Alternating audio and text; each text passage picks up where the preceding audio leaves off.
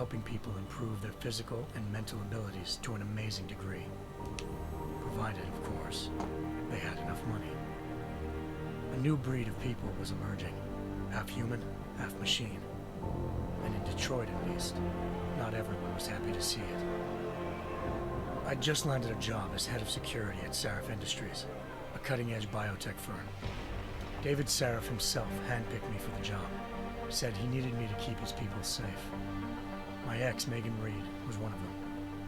Brilliant neuroscientist, Megan had found a way to make augmentation safe and affordable for everyone.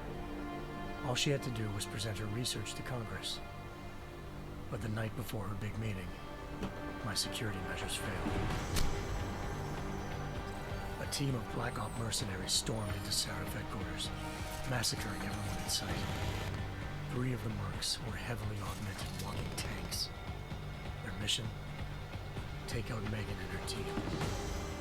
I tried to stop them, but their leader tossed me through a plate glass wall.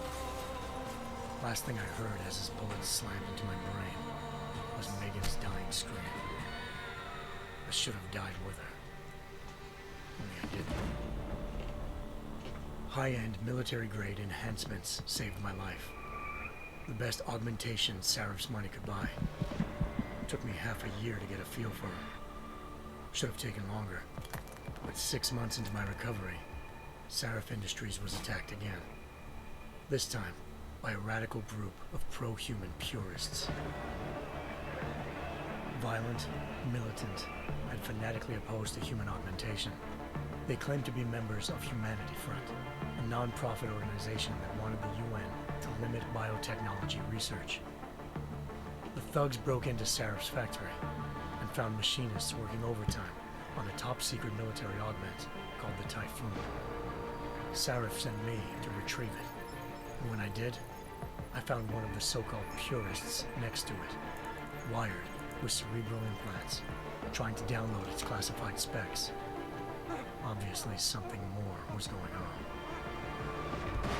The Aug killed himself before I could question him.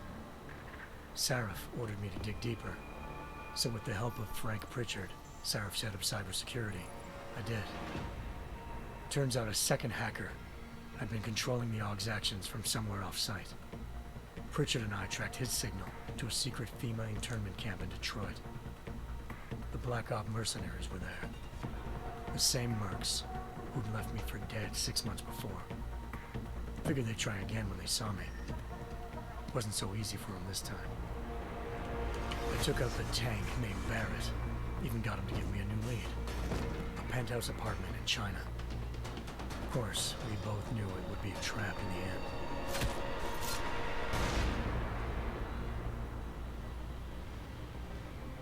Hengsha Island, China. Home to a city so crowded, they had to build a second city on top of it. Trying to find clues in Hengsha wouldn't be easy. Lucky for me, I wasn't alone. Farida Malik, Sarif Industries' ace pilot, had lived in Hengsha before. A good person to have on your side. She knew enough about the place to get me around. Malik dropped me in the lower city, close to the penthouse Barrett had told me about. Bell Tower Associates, a private security firm under contract to the Chinese government, had agents tossing the suite when I arrived. Just not for the reason I'd been expecting. Turns out the man who lived there was a criminal hacker named Van Bruggen. The same hacker who'd been remotely controlling the Aug in Sarif's factory. Van Bruggen's panicked decision to force the man to commit suicide had been a mistake. Now his mercenary partners were gunning for him, and I needed to find him before they did. Locating Van Bruggen meant playing nice with the Triads, Hengsha's organized crime lords. They had the hacker holed up inside a low-rent capsule hotel. By the time I found him, Van Bruggen had no qualms giving up the woman who hired him. Zhao Yunru, president of the Taiyang Medical Corporation. According to Van Bruggen, Zhao wanted to monopolize the augmentation industry and had hired Black Op mercenaries to destabilize her competition. Sarif Industries was at the top of her list. To prove this, I needed to get inside TYM and grab a surveillance hologram off a server. I suspected Van Bruggen was hiding something when he told me this, but no, nothing could have prepared me for what I saw. Megan wasn't dead. She and her 4 best researchers had been kidnapped, spirited away somewhere while their kidnappers made it look like they were dead. Desperate to learn more, I confronted Zhao in her penthouse. She claimed to be a pawn in a bigger plan, and hinted at a group so powerful it controlled global interests at a whim. Then she slipped into a panic room and hit the alarm, forcing me to make a very quick exit. I figured Zhao was lying, but part of her confession made sense. David Sarif had been worried about his people. So worried, he'd required all of them to have subdermal locator devices surgically implanted.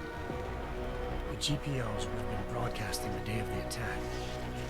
But Zhao said a single call to Picus, the world's leader in global 24-hour satellite news, had turned those signals off. I needed to fly to Picus headquarters in Montreal if I wanted to learn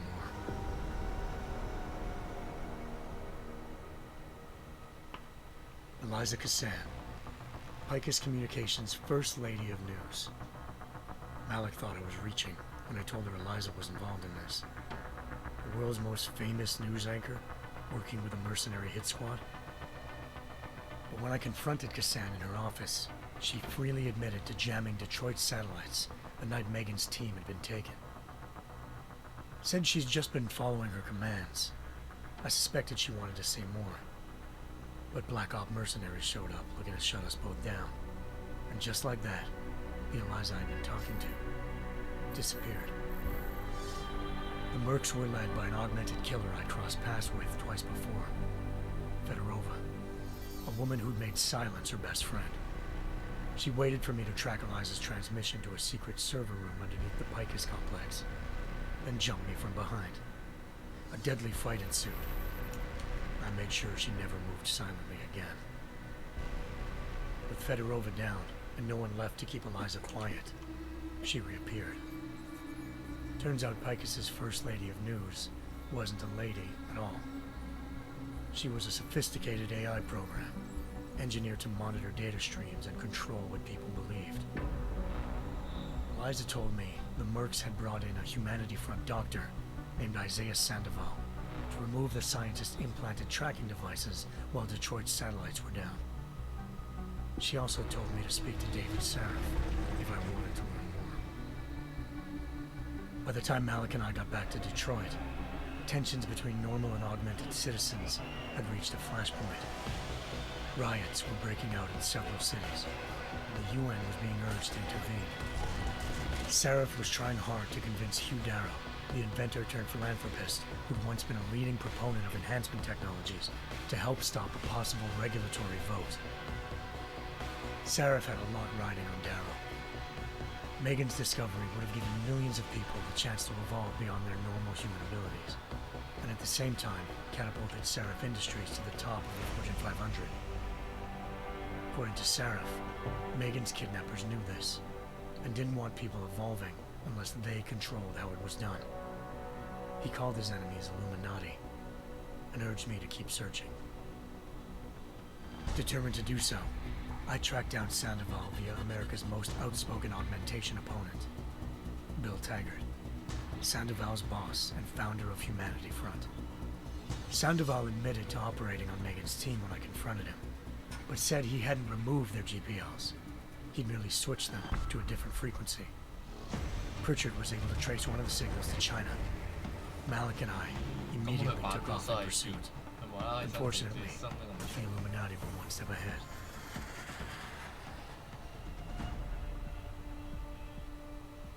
Ambushed.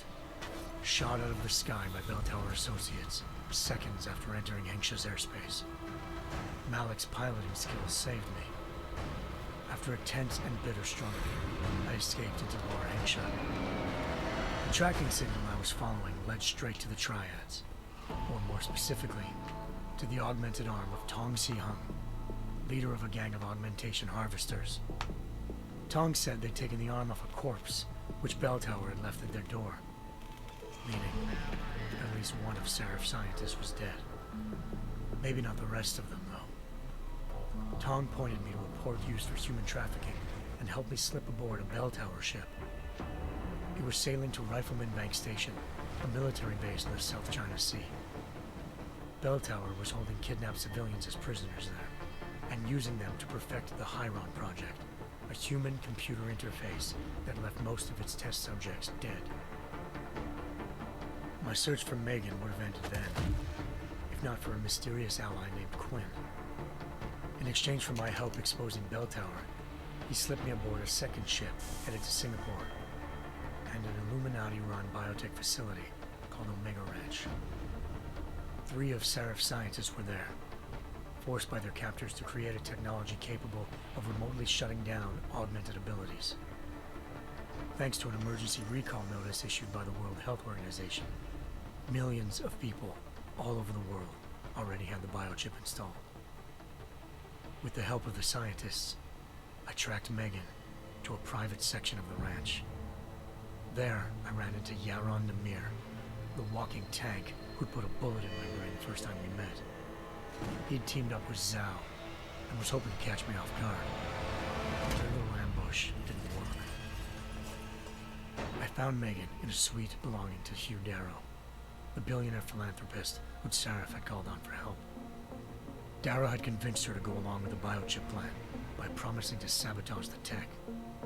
As she was explaining this, Darrow appeared in a global broadcast, telling the world that augmentations would be the death of mankind. Then he activated the biochips to prove his point. All over the world, augmented people flew into a killing frenzy. Darrow had betrayed everyone, and it was up to me to set things right.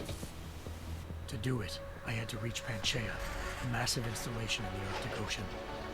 As I raced through corridors built by an all-augmented workforce, I saw death and destruction firsthand. By the time I shut down Darrow's broadcast, I knew the damage he'd done. Still, humanity's future remained unclear. How would the world react to this sabotage? Would people ever regain their faith in augmentations again? What would be the Illuminati's next move? Only time could give us the answers.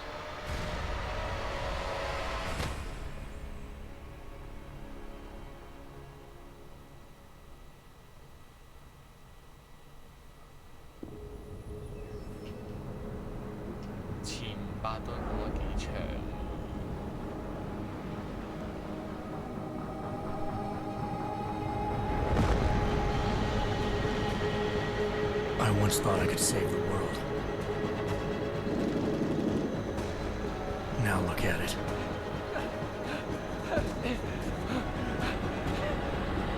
In yet another augmented terror attack, 251 passengers aboard Sister Airlines Flight 451 were killed when an augmented passenger broke into the plane's cockpit and ruthlessly butchered its flight crew.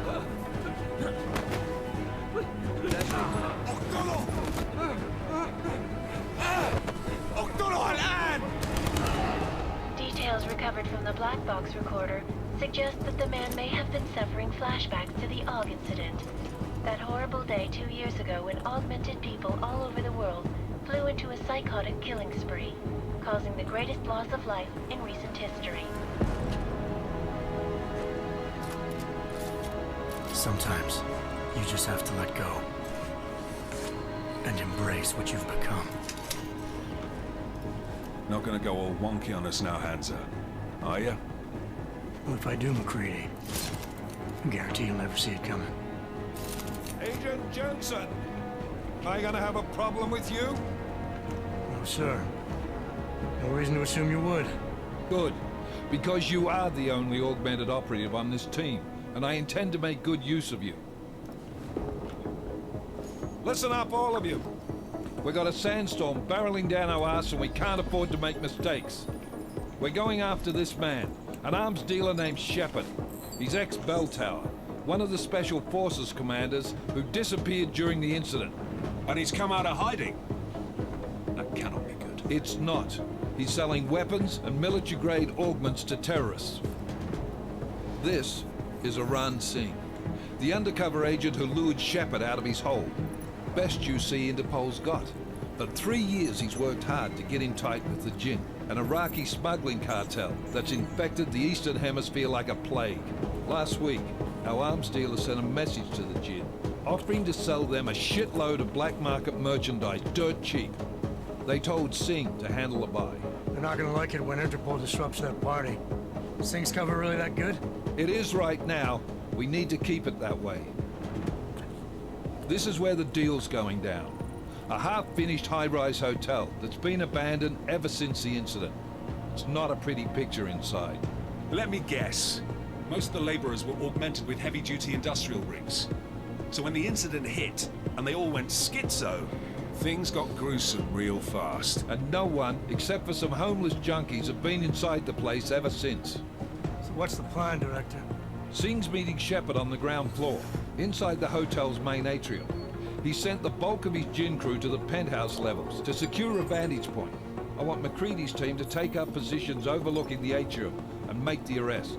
Jensen, you're going in solo from the roof. My objectives? Keep the Jinn from joining the party.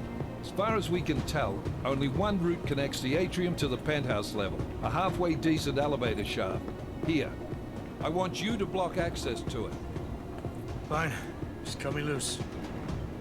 Do you plan on relying solely on your augments for this one? I'd recommend taking a little hardware, just to be sure.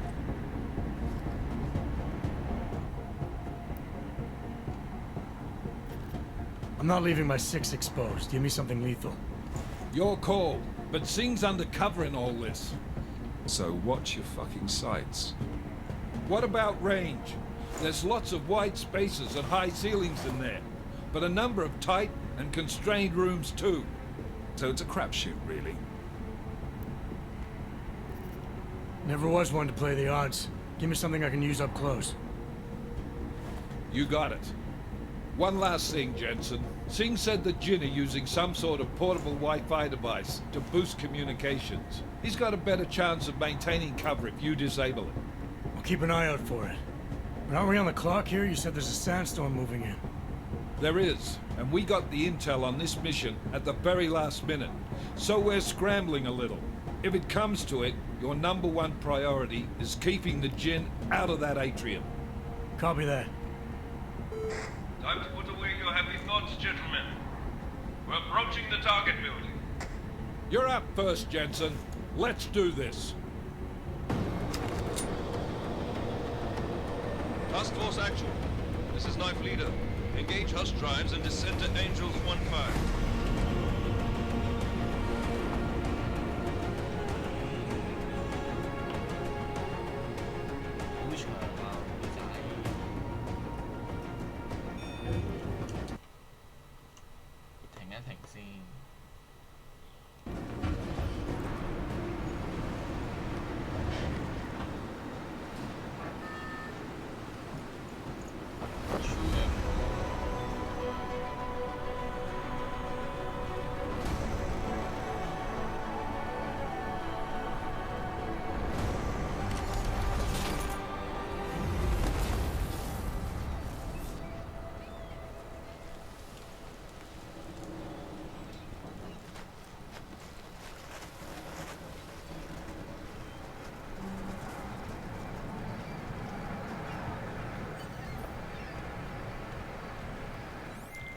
Team leader, this is Jensen. I'm on the roof. Solid copy.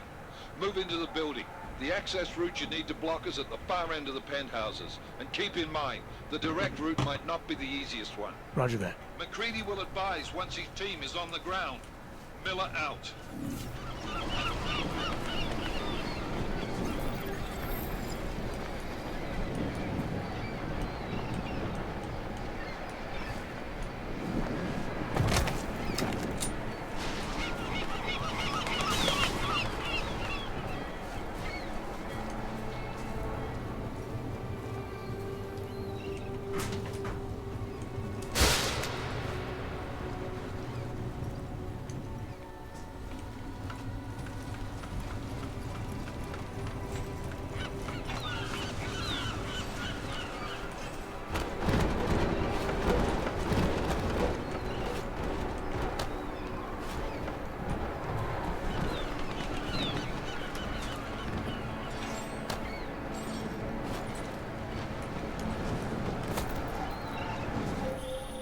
Jensen, we're moving through...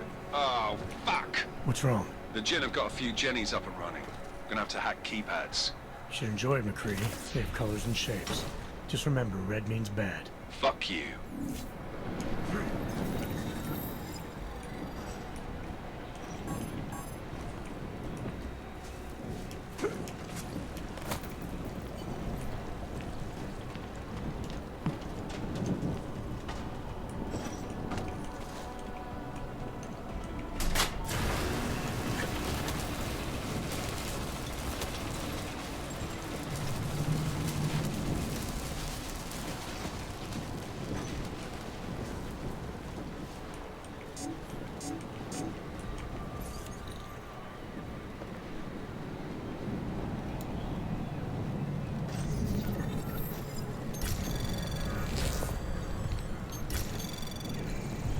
Anomaly detected.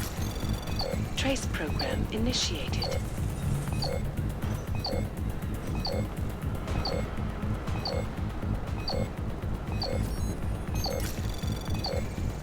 Access granted.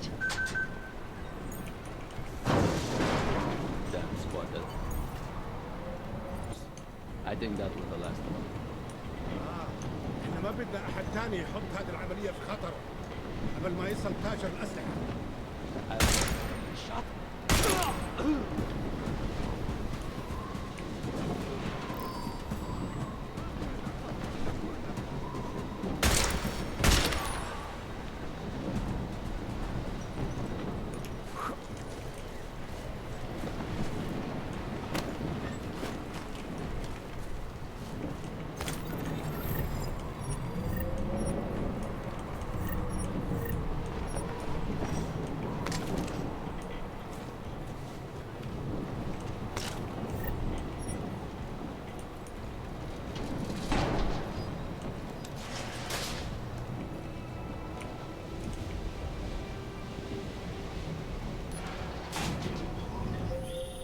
Jensen, Mac, listen up. Doppler shows that sandstorm's moving in fast. It's big, and it's gonna hit us hard. God, I hate the fucking desert. Confirm visual? I can. Time is not on our side. Copy that. Solid copy.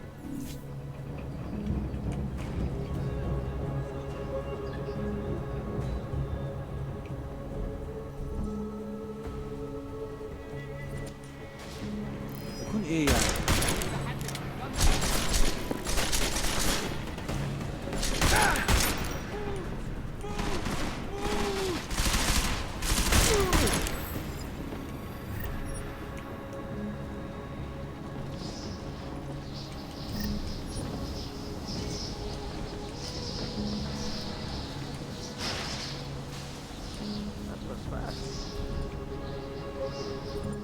Installed the signal booster already? Is that gunfire?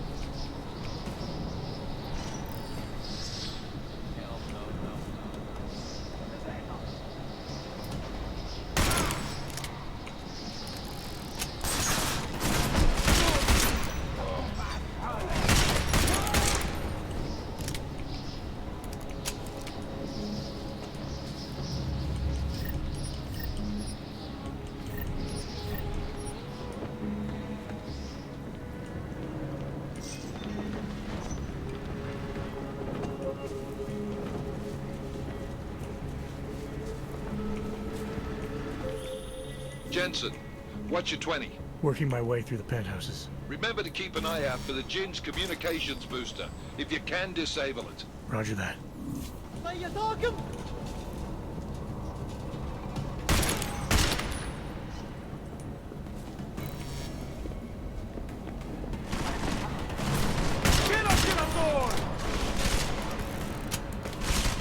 Let's surround this bastard! No! Over there!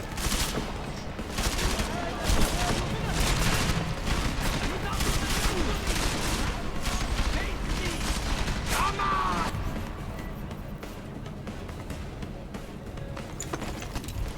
Get him already!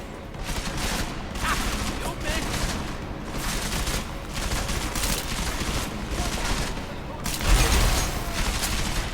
I'm moving!